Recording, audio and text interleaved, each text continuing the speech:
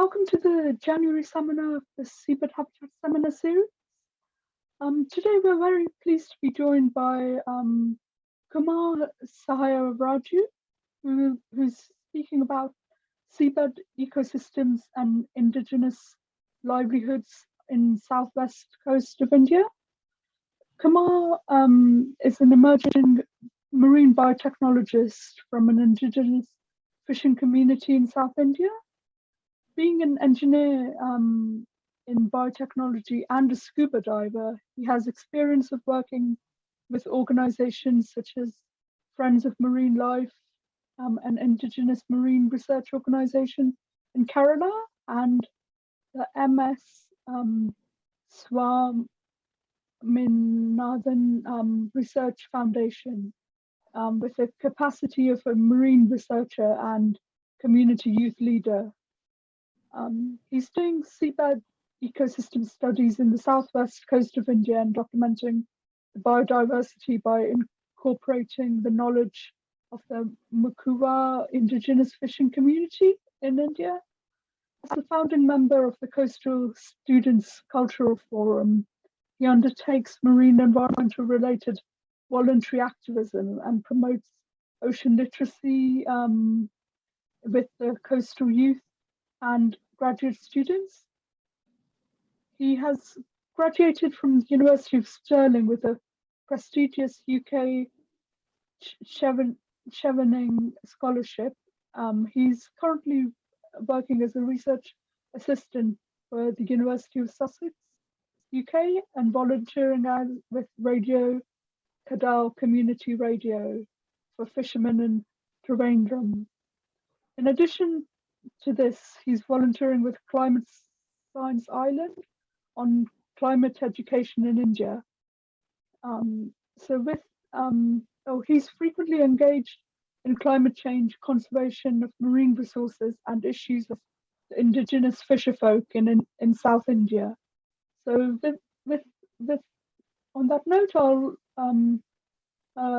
hand it over to Kumar, and pleased to welcome you to the seminar.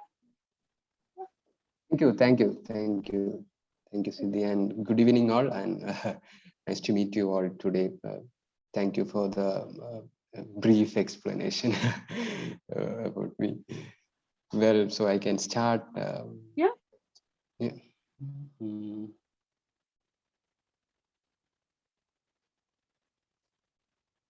So since we are very few people, we can make it as a conversation in between. You can also talk together.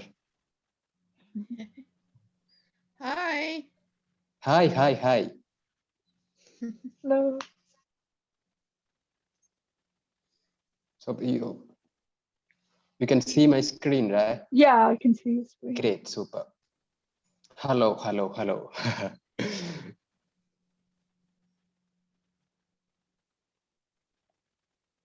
Well, so yeah, Siddhi already told about me. I am Kumar Sahayaraju. Basically, I'm following the series Seabed Habitat Seminar series, and I found that normally they pick scientists. I mean, very reputed scientists for the talk. But I'm very, very thankful that for picking me. I mean, brought me for this session, because I am not that that much renowned scientist or something. I always introduce myself as a indigenous fisherman. So yeah, I born and brought up from the community, I mean fishing community in South India, which is called Mukuwa.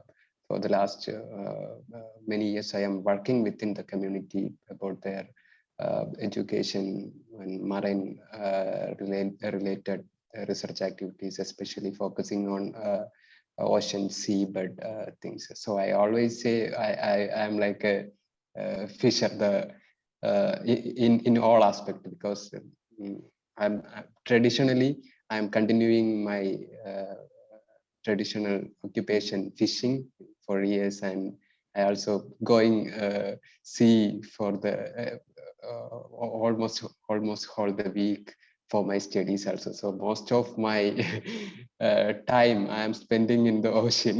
So I always say, so instead of a scientist, I always love to be called as an ocean or people.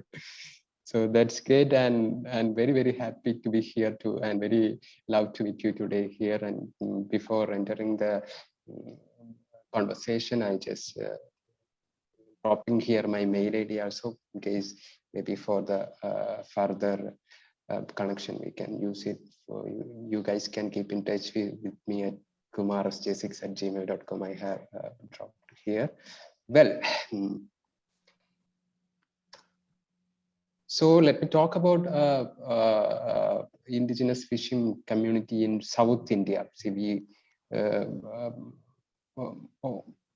all the times whenever we came to talk about the ecosystem or the biodiversity under the ocean, mostly we focus more on corals or species or the flagship species which are staying under the ocean. But as a representative of a people, I mean a community who are continuing their connection for generation with the ocean and its ecosystem. So I am attempting to describe how the ecosystem and the people are getting connected together. How the ecosystem as a livelihood source, how it needs more attention.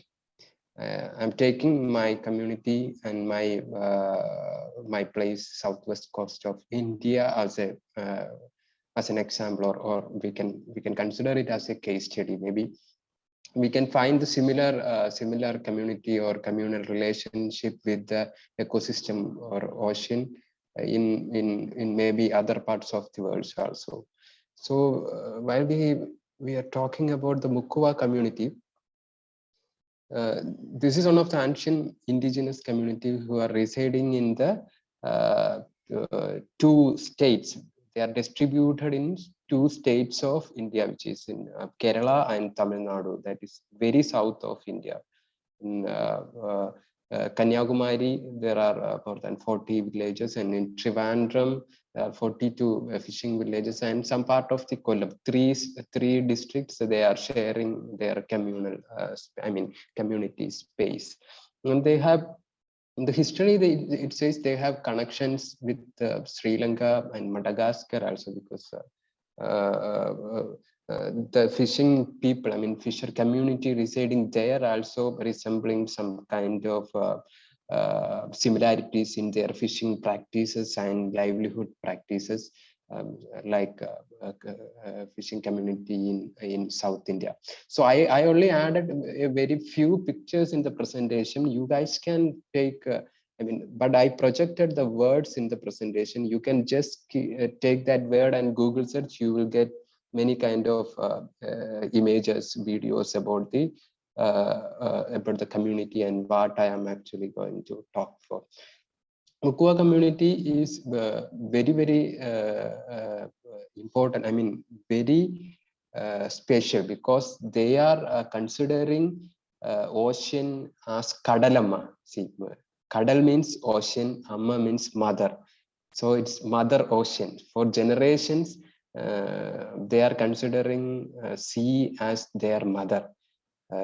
Maybe because of their religious thing, maybe most of this community is coming under the Latin Catholic religious perspective, and they are so much, they are worshipping so much on Mother Mary. So they are giving that respect, love, and everything to the sea also.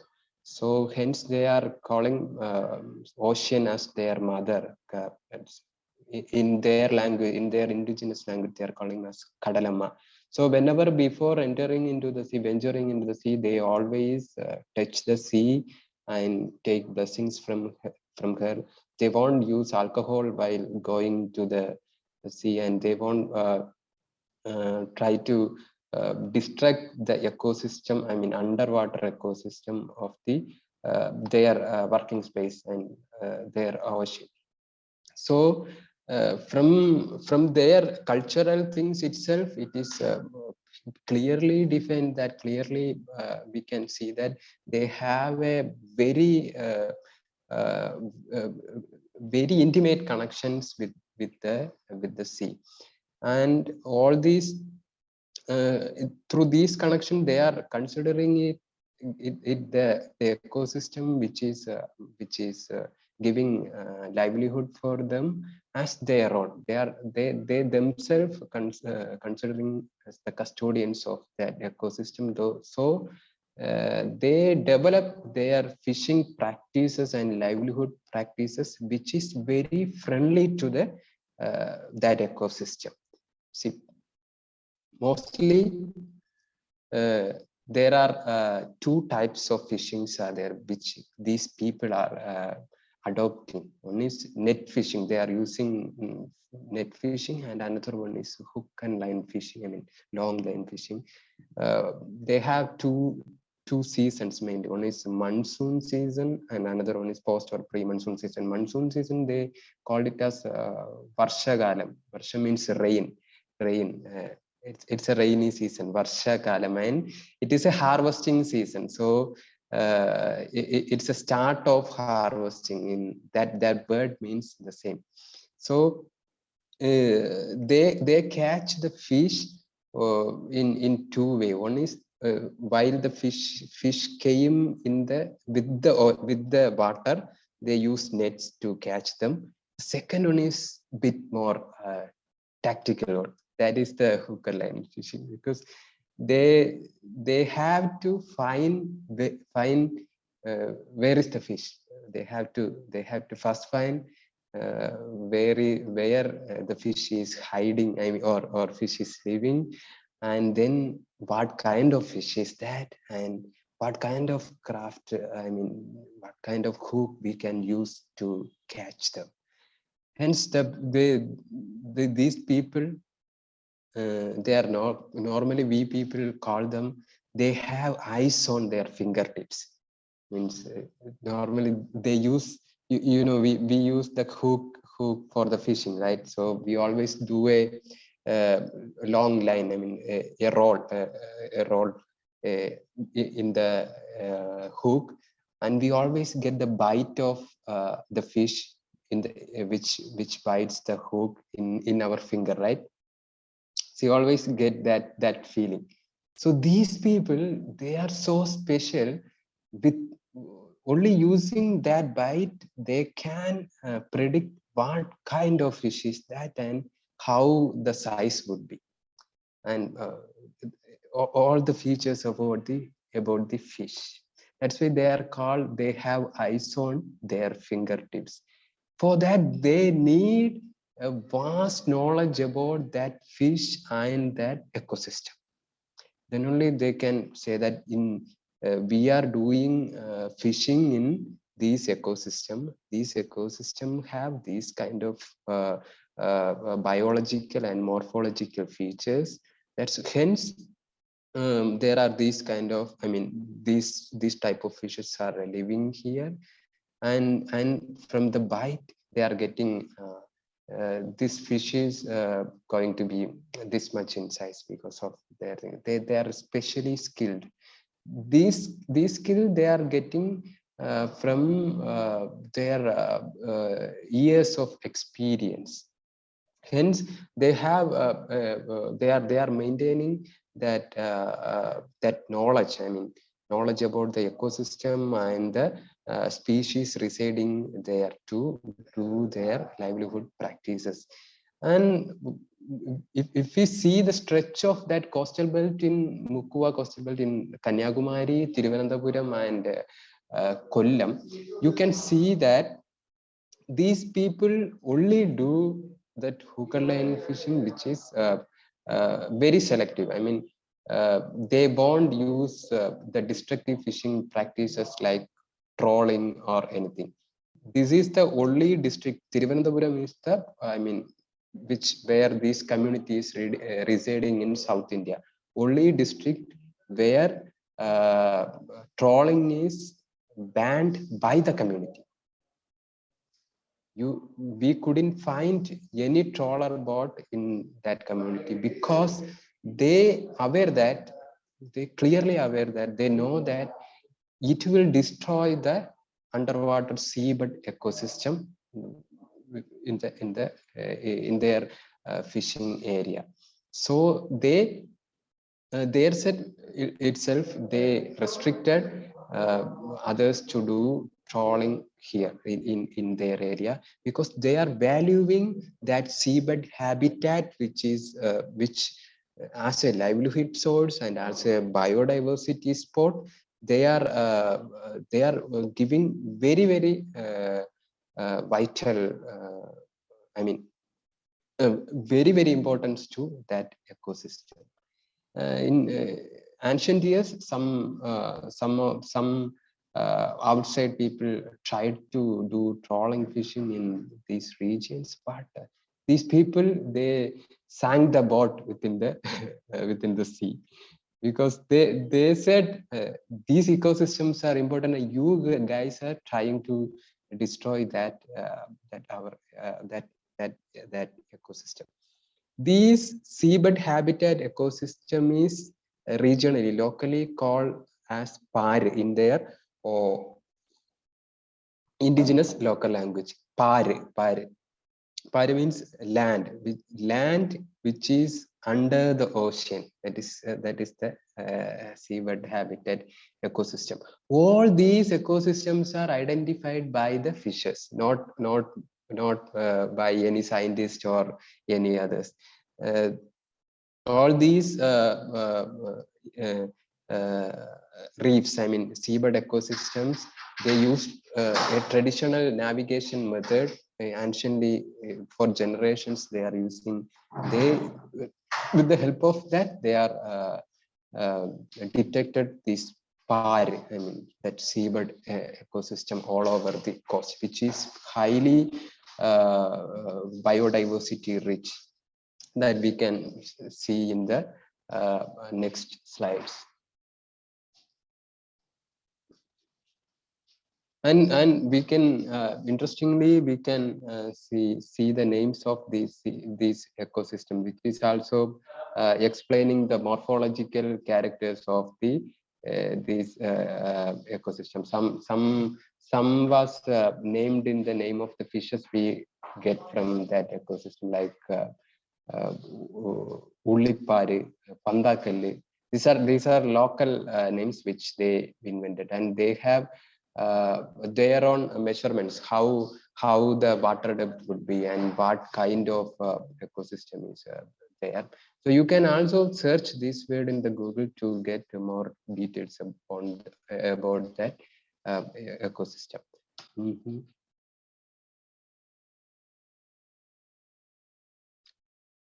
So let me share you a video. There are different kind of the reefs are there. Some sandy reefs, some are semi-platform, platform reefs. All are there. So that we can see in a video. So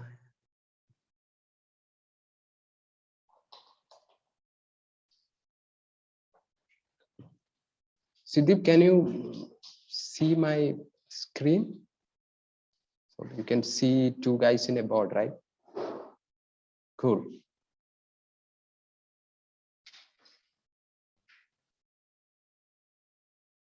So these are community peoples.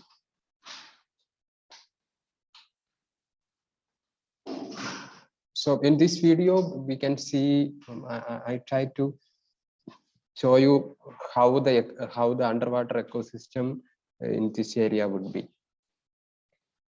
This is documented by our team, Friends of Marine Life, in 2017, actually. So am I audible, right, Siddhi? Great, super.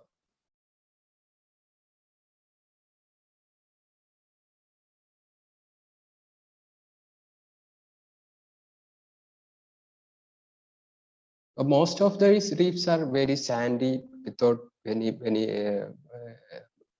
species or any vegetation. This is mostly on the coast, within 20-25 meters depth. Or mostly in the ecosystem would be in the sandy.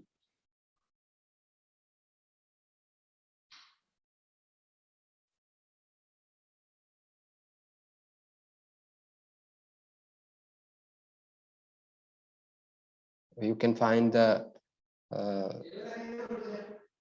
biospecies there. These are sandy reefs, and these are some reefs which have that seabed like meshy, like a hard platform.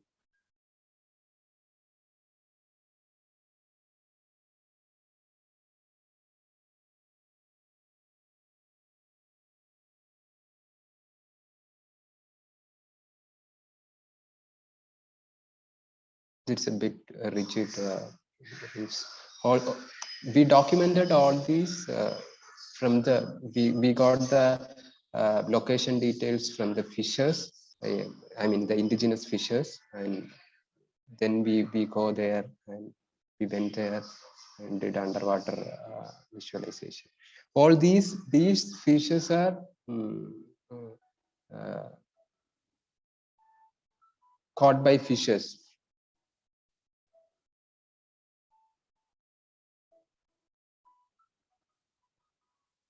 All these reefs are used by the fishers for fishing.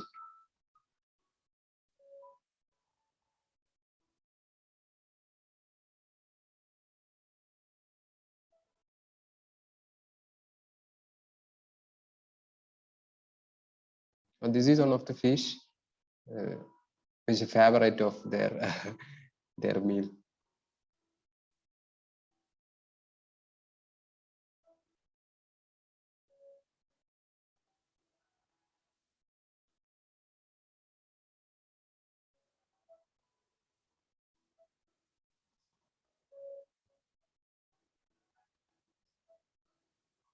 Instead of pictures, I think this would be okay to show you how that biodiversity distributed there.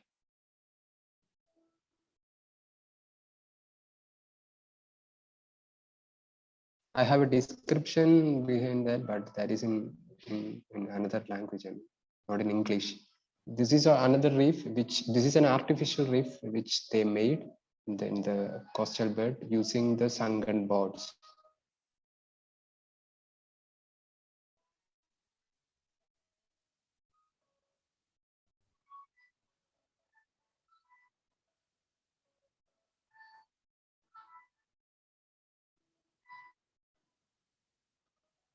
So instead of more focusing on coral reef, I did my studies as that whole seabed ecosystem as a livelihood source for the fishes.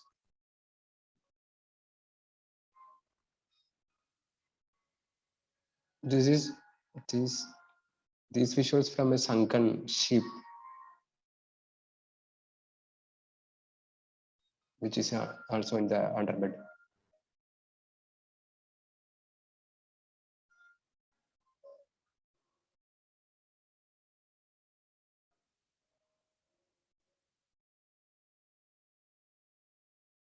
This is in Kanyakumari, Tamil Nadu district of India, South India.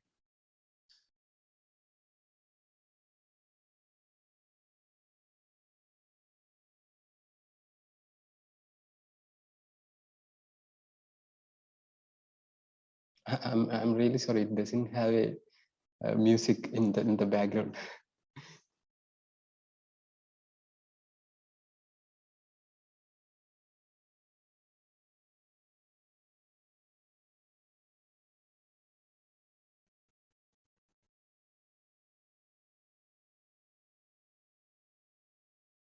This is also in the shipwreck.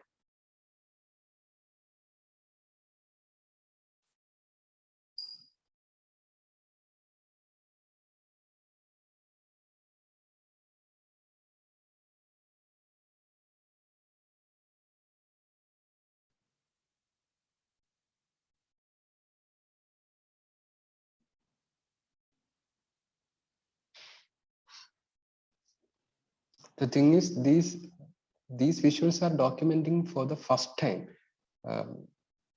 Only, I mean, in recent years only it is getting attention by the people and the academicians.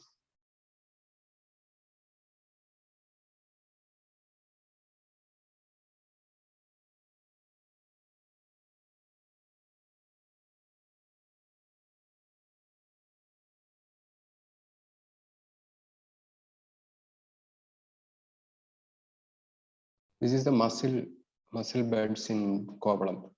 In this stretch, there are 10 different types of mussels, which is very rare in India. We could find it here. And this area also contains a wedge bank, which serves as a nutritional hotspot for fish.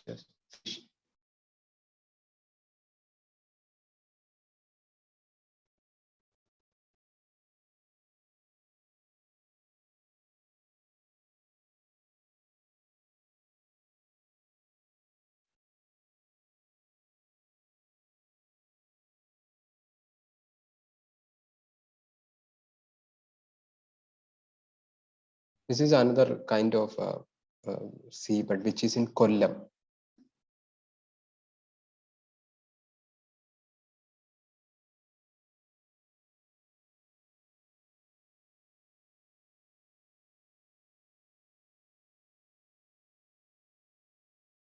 We have such a diversity there, but the mainstream academics and scientists, they are not interested to go down and see them or study about them.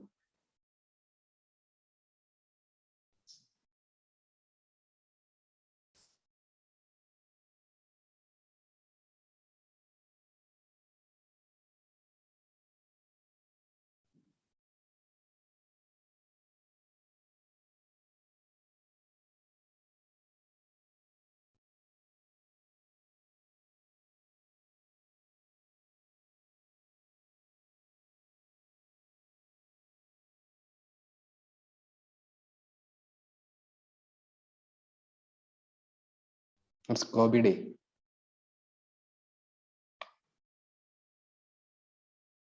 She's playing actually.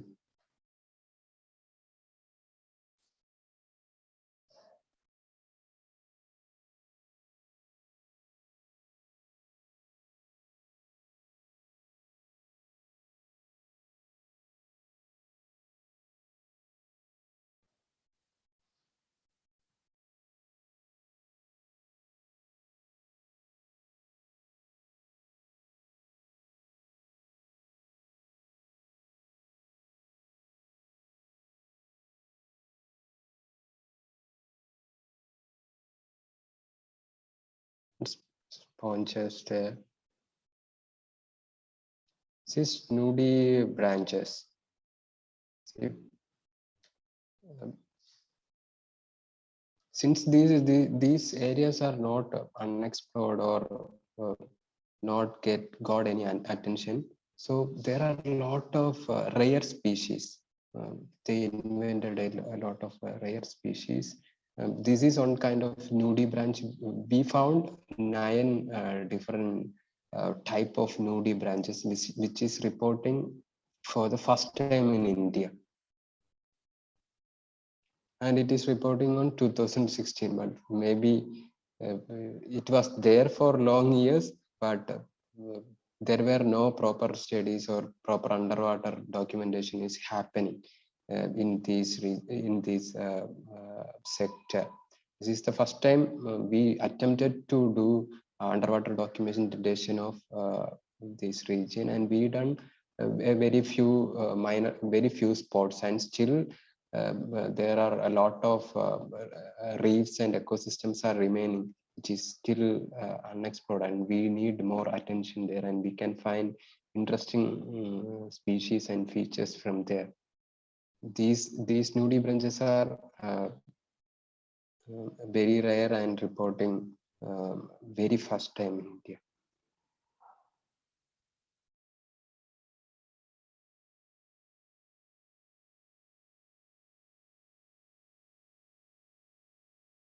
Another guy.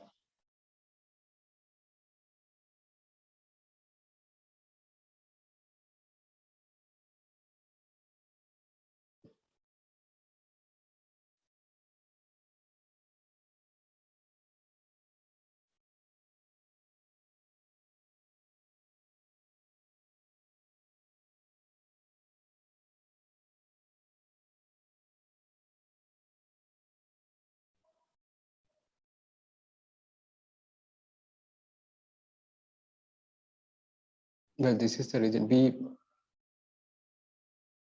now seen that underwater ecosystem of this area.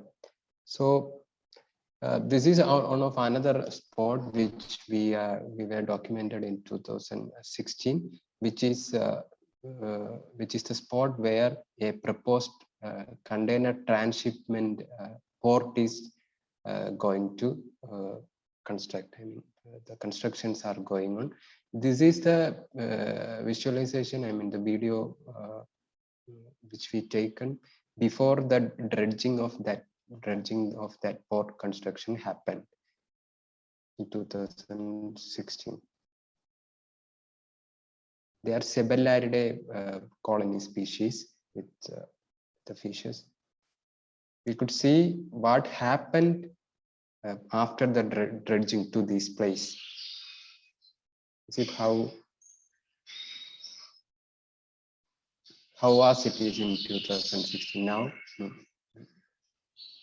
We again dived after 1 year while the dredging was started, and it looked like this. We lost all these species and everything.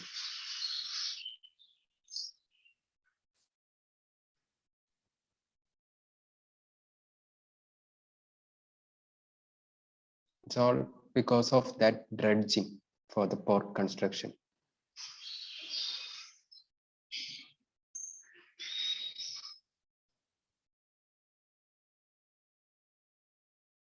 You could see how now the seabed is.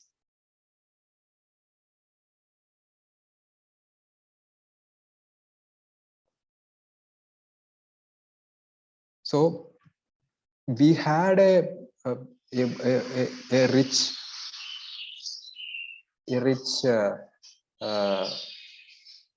reef, I mean underwater ecosystem, seabed habitats there, but now because of these global, I mean human interventions and the developmental processes, we are now losing that ecosystem. That's what I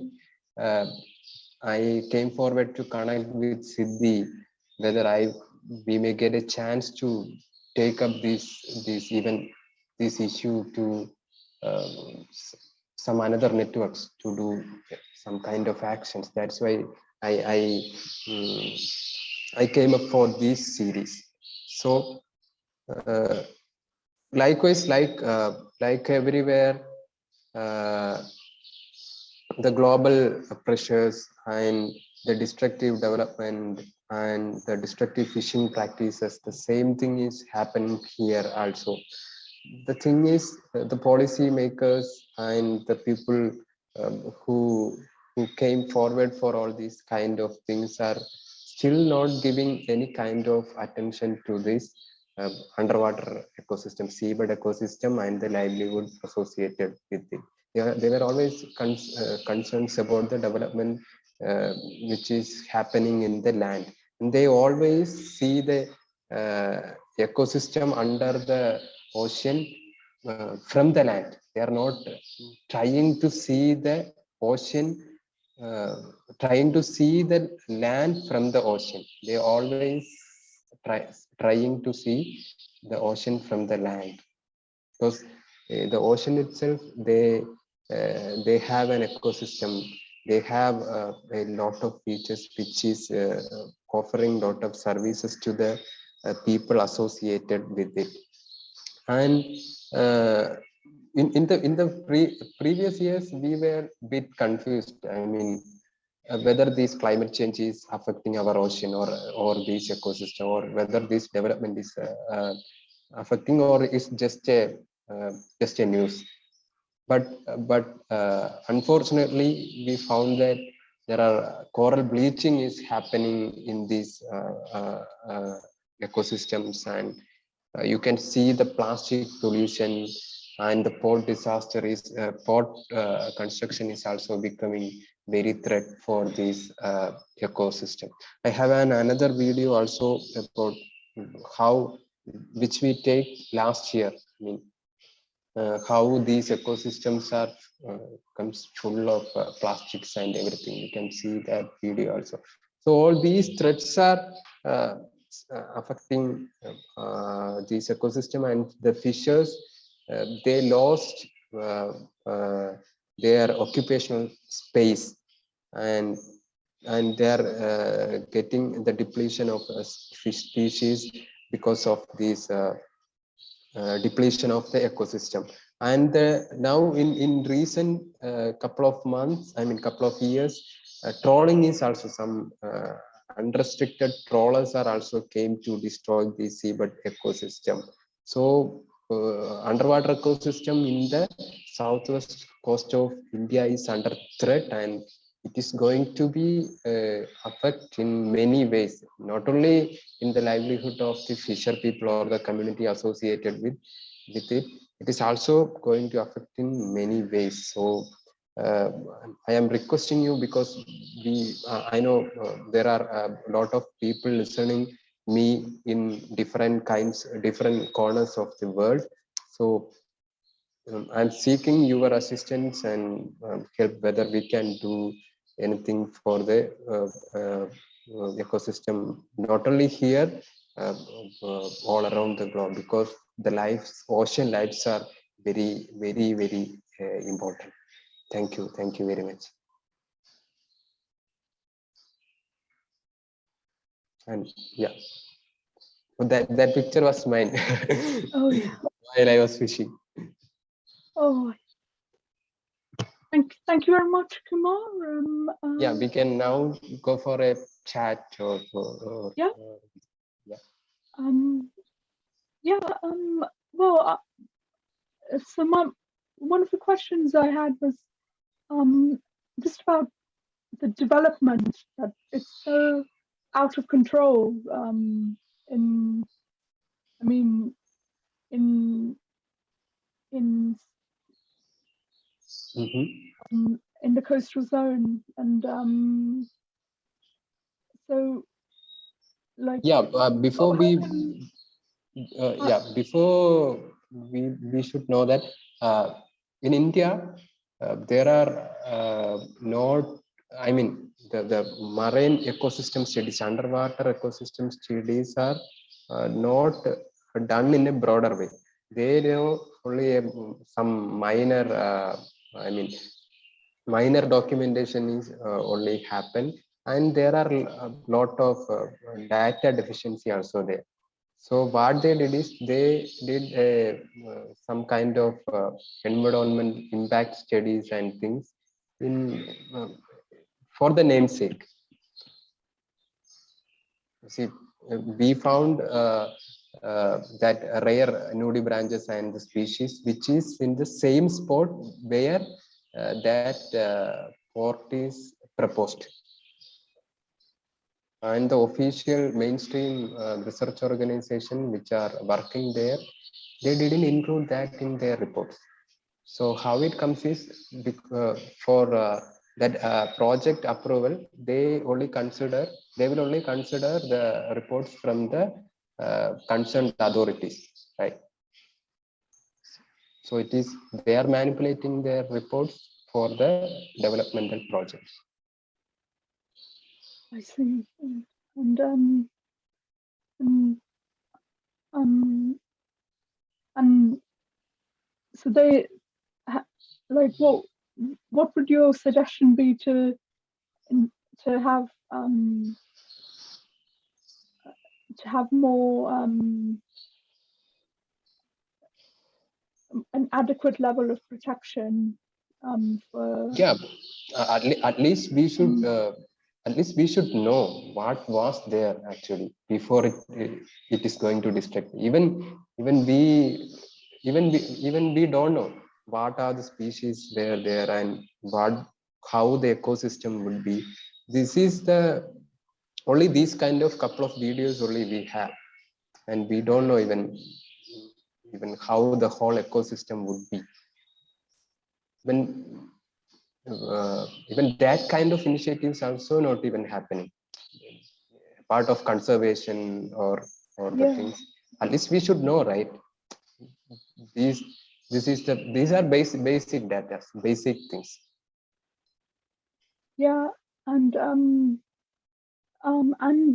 you mentioned I could say there are 30 species. I mean, 30 fish species which was caught by the fishers for the last 10 years were disappeared. Maybe the reason may be the climate change or the global warming or these kind of pressures. And for us, we don't even have a single photo of that species. So they've been lost. And yeah. And so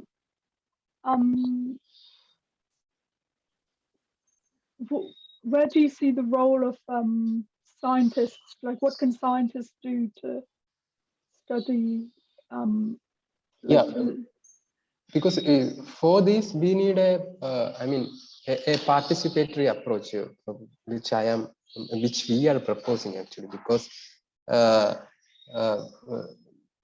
we need the participation of the community. I mean, the indigenous community also, because they are doing their livelihood for the generation, and they know where that they are too much. They have the too much knowledge about the underwater ecosystem and what these species would be. At least the scientist or academic community in the mainstream India should come forward to listen them.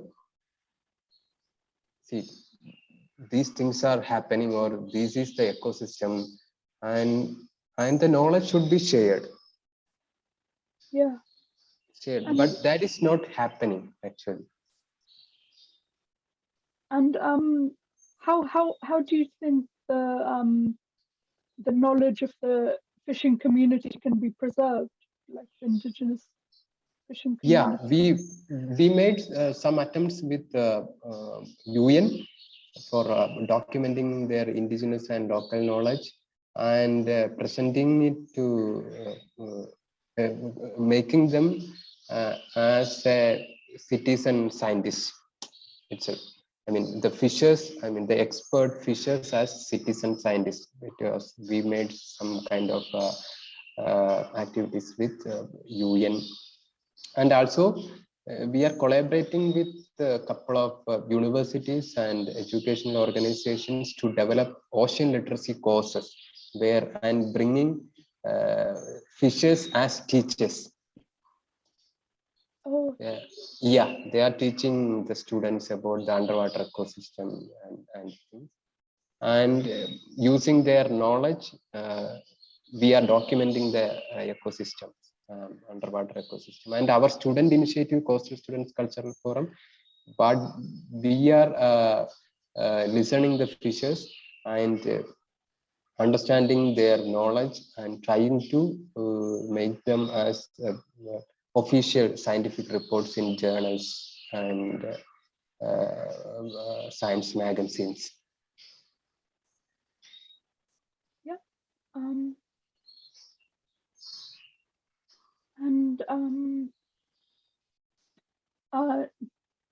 Like, one of the things I found in Ireland when I was studying there, that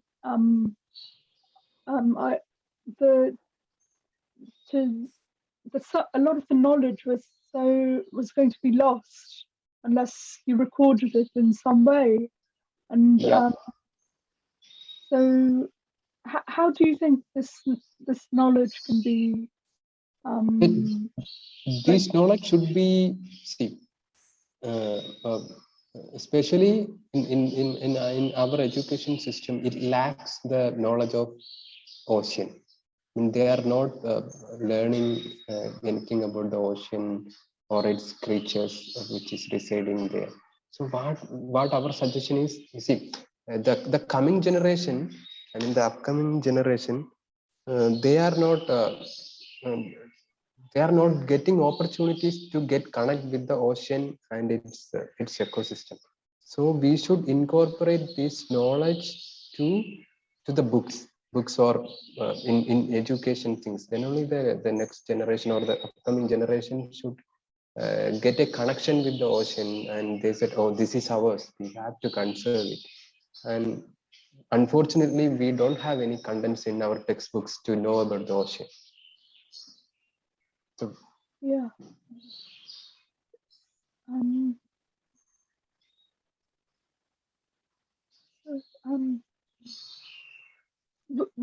if anybody has any comments or questions, yeah, please, I'm happy to listen. Yeah.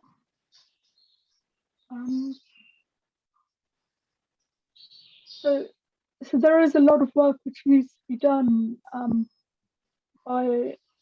to try and convince the government to protect the seabed habitats, and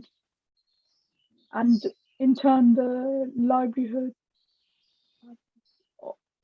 of the indigenous fishing community. So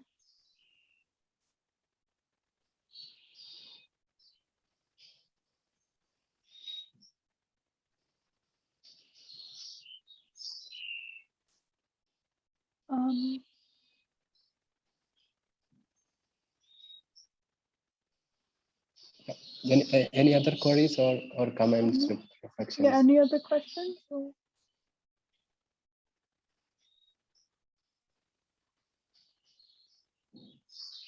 So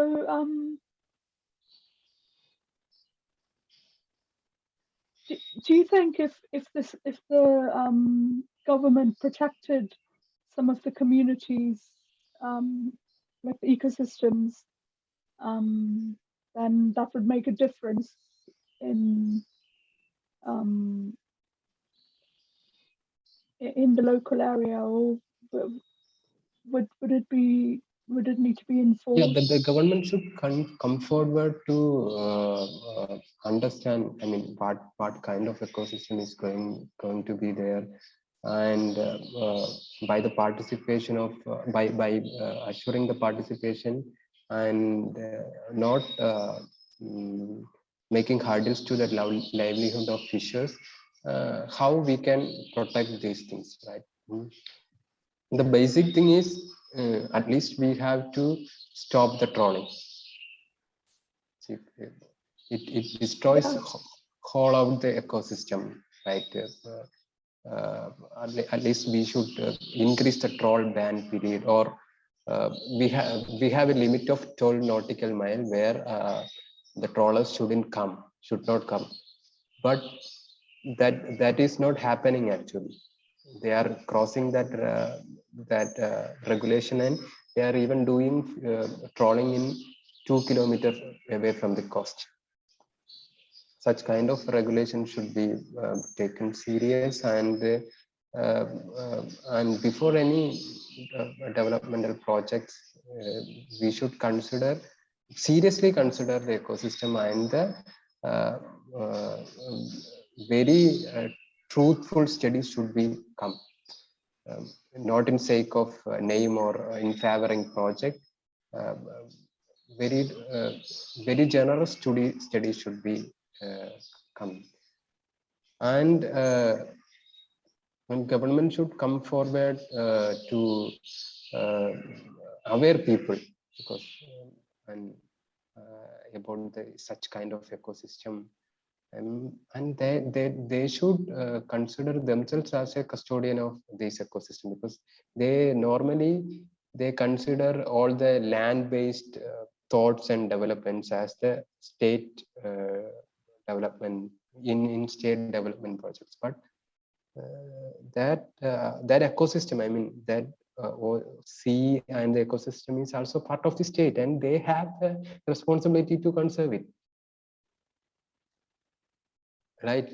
But yeah, but while we crossing the beaches, the state is forgetting about the species or the life under that ocean, and they are just selling it to anybody who have the money.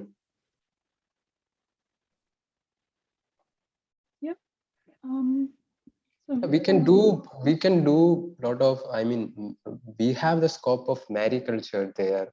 I mean, we can develop nurseries in underwater there, and which will be also useful for the fishing community and also for other production. There are a lot of sustainable business opportunities would be there, but we should the government should come forward, right? it's like the development shouldn't be destructive and shouldn't it shouldn't disregard the like the legacy which we're leaving for future generations. Yes, we should develop that connection. I mean, what I always say is we all guys should have an emotional connection with the ocean. See, then only we will say this is ours and we are depending on them. Then it is our duty. We should conserve it, and I don't know when it is going to happen to the policymakers. Well, have you ever, if we consider our ocean as a home, have we allowed somebody to bring waste to our home? Yeah, I really like the Mother Ocean. The word for Mother Ocean. It's like the ocean is responsible for so many things to protect the life on Earth, you know, and in its own way. And so I think the term Mother Ocean is very like it's like Kadalama, Mother Ocean. Kadalama. Kadalama, yeah.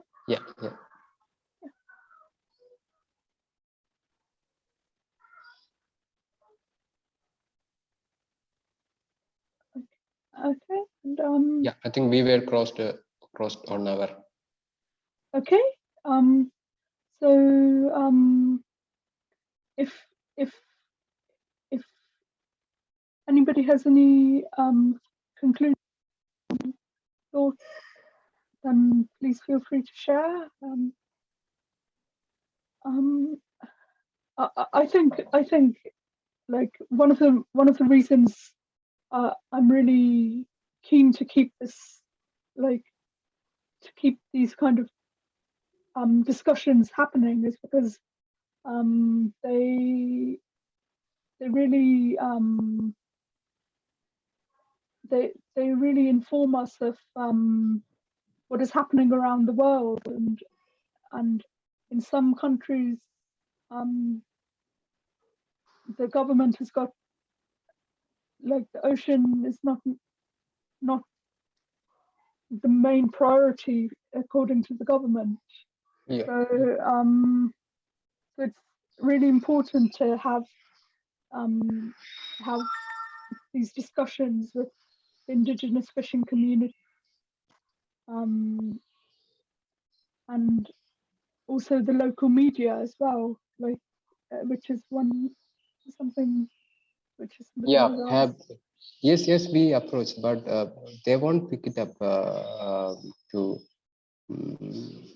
take this in a serious issue. So we try to stream these videos through the media, and what they said is this is not from the project side, this is from somewhere else, and you guys are trying to mislead the people. So media wouldn't take at least for, but in recent last year, some of the newspapers they came forward to brought up these issues. But see, we have to fight against the state. That is not easy actually. Yeah, it's very difficult indeed because it's like last we watched the documentary Coral Women. Coral Women, yep. Yeah, and that also discussed the development projects, and it's very challenging to work against the government, you know. Yeah. So I hope you can like I hope this seminar will help raise awareness. Yes, we can. We will use our networks to talk about this, and there are all over the world in such kind of pressures are rolling. So we can collect together and do something in a meaningful way.